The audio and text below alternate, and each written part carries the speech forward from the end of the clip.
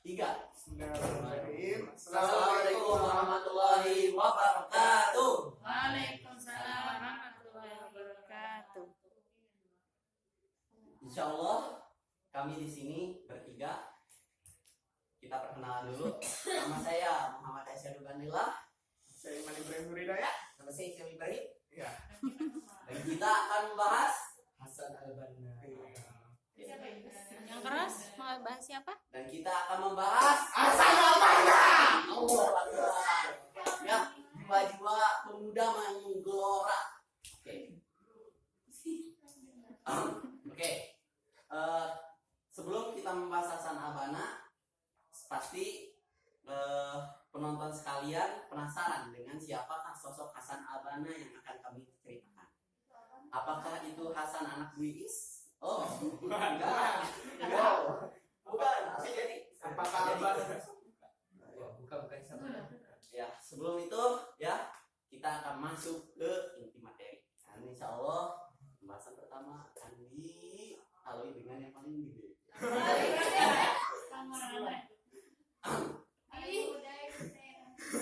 Bismillahirrahmanirrahim. Saya akan membahas Hasan Al-Banna pada saat kecilnya. Yaitu pada saat kecilnya. Pada saat kecil dituliskan tentang Hasan Al-Banna oleh orang namanya Anis Mata. Dituliskan pada buku Menuju Cahaya. Hasan Al-Banna itu adalah pemuda yang sangat amazing gitu. Pada saat abad 20 gitu. Pada saat abad 20 sebelum itu ada yang tahu ibunya Hasan Al-Banna, bapaknya siapa? Ada yang tahu? Siapa? Ada yang tahu? Oke. Bapaknya itu siapa? Ahmad.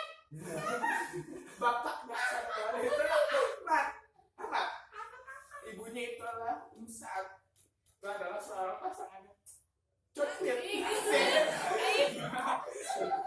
Oke, Hasan Al-Banna itu lahir di mana? Ada yang tahu?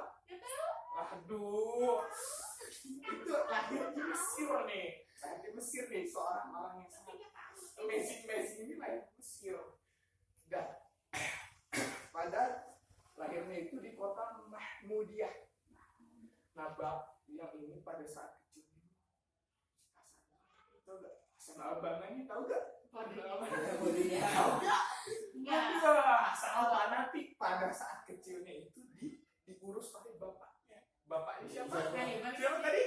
Ahmad. Itu pada saat Ahmad itu adalah Ahmad. Bapaknya itu Ibnu bukannya bapaknya Hasan Al-Banna. Gitu. Itu adalah seorang penjelajah. Nggak tahu zaman dulu itu kayak gimana, apakah kayak gini atau otomatis kayak gini ya, itu adalah penjelajah. Karena dia penjelajah jadi dapat julukan kunyah, nggak tahu itu apa julukan, itu adalah As-Sa'ati. Karena dalam bahasa Arabnya waktu adalah Sa'at. Jadi dijuluki As-Sa'ati. Ini pada saat ini di Mesir ini keluarganya itu paling mantap, sangat dermawan, sederhana, sangat cocwit gitu.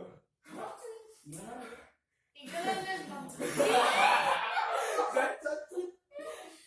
Karena Hasan Al-Banna pada saat kecil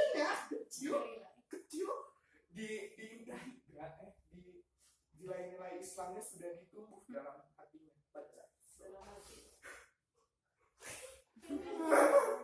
Pada saat kecil sudah ditanam di dalam hatinya itu nilai-nilai Islam. Nah, pada saat itu di zaman Hasan Al-Banna itu Mesir itu adalah identiknya dengan keterjajahan. Ini nggak ada keterjajahan pada saat Mesir itu, karena pada saat itu Mesir itu dipisah oleh penjajah. Kayak Indonesia ada bagian Papua, ada bagian banyak lah pokoknya lah. Jadi itulah kisah kecilnya sangat bermoral yang sangat Islamiyah yang sangat cotwit gitu. Ya, itu adalah kisah kecil. Kita akan melanjutkan tentang kisah pada saat remaja, muda, sangat relatif. Ya, kita lanjut dengan oh iya Mang Aca, Mang Aca, monggo. Yo. Oke. Makasih Mamen.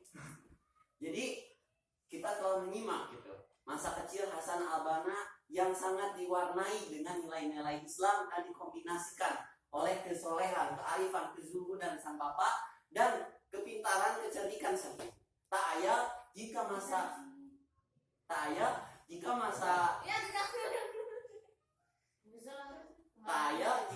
remaja Hasan Al-Banna tumbuh menjadi sosok pemuda yang tangguh dan bersikap seperti seorang yang mempunyai keluasan ilmu dan juga keakhlak yang sangat mulia. Allah Akbar. Hasan Al-Banna melakukan riset yang sangat panjang. Bahwasanya ketika tadi saudara saya Aiman telah menyebutkan Mesir dengan identik penjajahan, pembodohan, kemiskinan, dan kehancuran umat Islam pada saat itu, Hasan Al-Banna melakukan riset yang sangat panjang, memulai kehidupan bagaimana cara umat bangkit. Sementara saudara, aset umat hanya ada di pemuda. Maka langkah-langkah yang harus dilakukan oleh Hasan Al-Banna untuk membangkitkan, membangunkan umat dari tidur panjangnya, yaitu mendidik pemuda-pemudanya. Jangan salah, kalau di atas hancur, di bawah juga ikut. Makanya kalau ada anak kecil salah, jangan diantepin, jangan ngomong, nggak apa-apa masih kecil. Salah. Tanya idenya gimana itu? Bener nggak? Ya, Setuju? setuju. Allahu Akbar. Merdeka. Maka setelah itu, setelah melakukan riset panjang dan melakukan gerakan kecil-kecilan, memulailah Hasan Al-Banna melakukan dakwah. Tidak semudah itu saudara, masih kecil sudah berani berdakwah. Tidak ada yang menentang. Oh, banyak jelas ujian yang dihadapi Hasan Al-Banna tidak sedikit. Tapi karena keteguhan imannya, kesabaran dirinya, dan keluasan ilmunya, pantang seorang muslim mundur walau sejengkal. Munafik saudara kalau mundur sejengkal. Maka setelah itu saudara, di umur yang sangat muda belia, beliau mulai menyampaikan kebenaran. Tidak dihadiri oleh 100 orang saudara, terlalu kecil. Ratusan orang, kecil. Ribuan orang dari penjuru Iskandaria, Mahmudiyah, dan kota-kota Mesir lainnya merapat hanya untuk mendengarkan ceramah Hasan Al-Banna. Mengapa? Karena kata-katanya sangat menghidupkan, menggelora jiwa yang telah mati. Salam Pancasila. Salam Pancasila. Merdeka. Dan saudara, yang satu yang kita lihat, walaupun telah lama dan telah tidak ada di bumi ini, telah pergi ke sisi Allah Subhanahu wa taala, kata-katanya masih menjadi rujukan para intelektual yang bergabung dalam gerakan perubahan. Merdeka. Karena kata-katanya tetap hidup walaupun yang mengucapkan tidak. Saudara, di umur yang 22 tahun, belum genap 22 tahun, Hasan Al-Banna mengagetkan Inggris dan Zionis Amerika. Mengapa? Dipimpinnya 10.000 pasukan untuk membebaskan Mesir. Bayangkan saudara, jika seorang yang masih muda hanya menggandakan kata-katanya dan juga semangat perjuangan dalam hidupnya, mampu menggerakkan 10.000 orang. Kalau saja waktu itu tidak ada penyerahan mandat yang dilakukan oleh pihak Arab yang itu terjadi karena perpanjangan tangan imperialis Barat, maka Palestina pasti sudah merdeka, saudara. Tapi sayang, ini menjadi salah satu kelemahan dan kelebihan. Kelemahan karena terpaksa mau untuk dibodoh-bodohi, dan kelebihan karena menunjukkan bahwasannya kita adalah umat yang selalu tidak pernah melanggar janji dan selalu mempercayai. Karena saudara, kemenangan dalam bentuk kecurangan adalah kekalahan yang memalukan. Catat ini, saudara. Catat. Setelah itu, saudara, tidak hanya sekitar Mesir saja yang mempunyai dampak. Ikhwanul Muslim, organisasi yang didirikan oleh Hasan al-Banna, menyebar di 70 negara sekitarnya, termasuk di Indonesia. Nah, saudara, Ikhwanul Muslim, ideologinya saja di Indonesia. Nah, begitu saudara,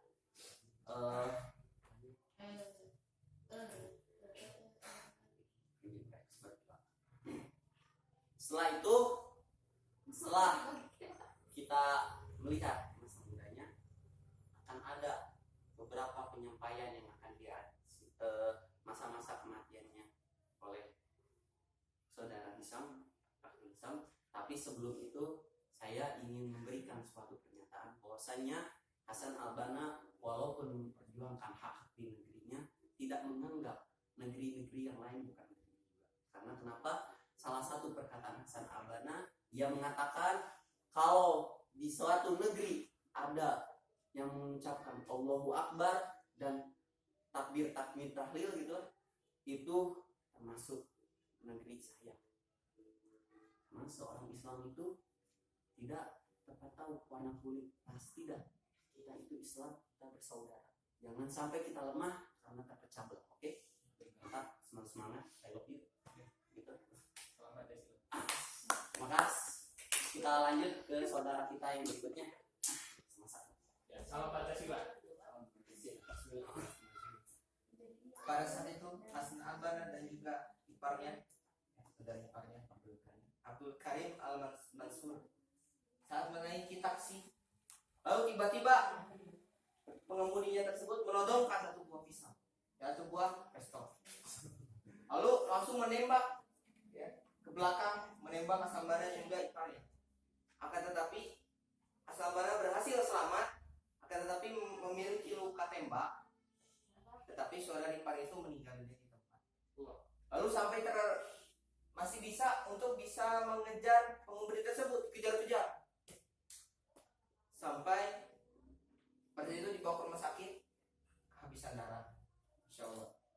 Pada saat wafatnya Hasan al-Banna, Amerika, negara kafir yang lainnya bersenang-senang untuk merayakan kematian Hasan al-Banna tersebut, menghabiskan berbagai galon-galon khamar, berpesta untuk merayakan kematian. Karena mereka senang, karena tahu Hasan al-Banna ini adalah seorang pembaharu yang bisa menggerakkan umat dengan kata-katanya. Maka benar kata Rasulullah SAW, bahwasanya perkataan yang indah itu adalah sebuah sihir yang bisa menggerakkan banyak orang untuk dipergunakan, bisa untuk kebaikan dan juga keburukan. Maka Hasan al-Banna ini memiliki lisan untuk dipergunakan untuk menyeru orang menuju kebaikan. Sampai-sampai bisa menyuruh 10.000 orang, menyeru berbagai macam orang dengan kata-katanya. Luar biasa. Tidak dengan paksaan, tidak dengan uang, tetapi hanya dengan kata-katanya saja bisa menggerakkan pemuda-pemuda yang ada di Mesir dan juga seluruh dunia. Akan tetapi Hasan al-Banna pun wafat karena beliau mungkin dibenci oleh berbagai banyak orang. Makanya saat ia dimasukkan ke rumah sakit untuk diobati, padahal masih bisa diobati, bisa dicongkel pelurunya, di operasi. Akan tetapi pihak rumah sakit itu malah membiarkan Hasan al-Banna tersebut kehabisan darah. Maka Hasan al-Banna tersebut meninggal pada tahun 1349. Akan tetapi 1349 1949 dalam usia 43 tahun. Dia pun meninggal 9. Dia pun meninggal, tetapi pemikiran ideologinya itu tidak mungkin bisa musnah untuk mewujudkan syariat Islam.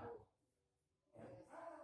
Maka dari itu mari ya pemuda-pemuda sekalian untuk sama-sama